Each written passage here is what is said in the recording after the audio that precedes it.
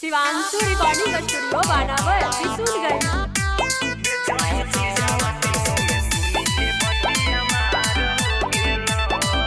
Mixed by Uttam Ini।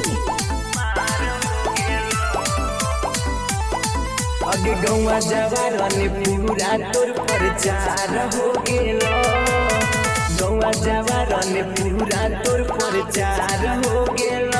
तबे चही चीजावा 300 में सुनी के बतिया मार हो गेलो। बेचही चीजावा 300 में सुनी के बतिया मार हो गेलो। आगे ये करे चर्चा पूरा शहर बाजार हो गेलो। करे चर्चा पूरा शहर बाजार हो गेलो।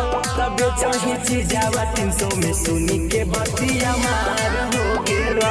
तबे चही चीजावा 300 में सुनी के बतिया मार हो गेलो।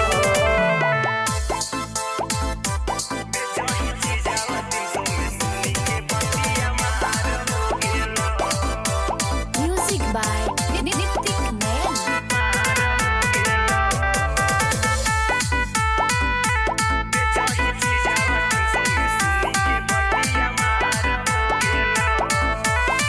कहियो न रहतौ सीजन तोरे मन दागे। बढ़िया तरीका हौ जमावे के तोरा धंधा गे। कहियो न रहतौ सीजन तोरा मन दागे। बढ़िया तरीका हौ जमावे के तोरा धंधा गे। लगा हो पहले से ज्यादा चीज तैयार हो गेलो। लगा हो पहले से ज्यादा चीज तैयार हो गेलो। तबे चही चीजावा 300 में सुनी के बतिया मार हो गेलो। बेचही चीजावा 300 में सुनी के बतिया मार हो गेलो।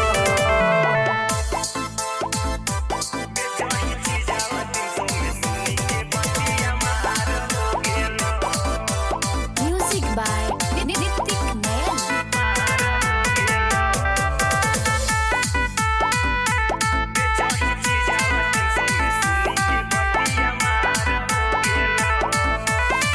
दूरी से सवार से सबूक गे। कर साटा आजकल खूबे छोड़ी बुक गे। दूरी से सवार से सबूक गे। कर छौड़ी आजकल साटा खूबे बुक गे। प्रेमी रजनी से टाइगरवा के मन लाचार हो गेलो। टाइगरवा गौरव के मन लाचार हो गेलो। तबे चढ़ी चीजावा 300 में सुनी के बतिया मार हो गेलो। तबे चढ़ी चीजावा 300 में सुनी के बतिया मार हो गेलो। शिवांशु रिकॉर्डिंग स्टूडियो बानावर त्रिशूलगंज।